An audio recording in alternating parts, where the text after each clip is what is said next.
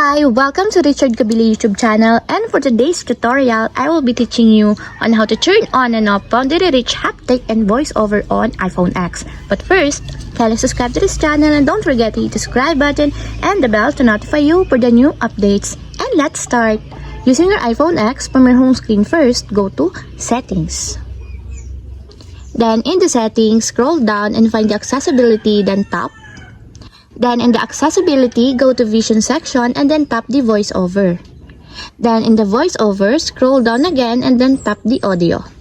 Then in this part in the audio, tap the sound and haptics.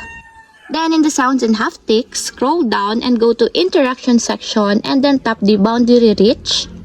Then in the boundary reach, find the haptic, and as you will see, there's a switch button located on the side of it. Then all you have to do is just tap it to enable until it becomes green.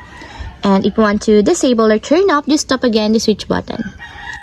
And that's it, we have successfully turned on and off boundary reach haptic and voiceover on iPhone X. If you have a question, can comment down below, and don't forget to hit the subscribe button and the bell to notify you for the new updates. And thank you for watching!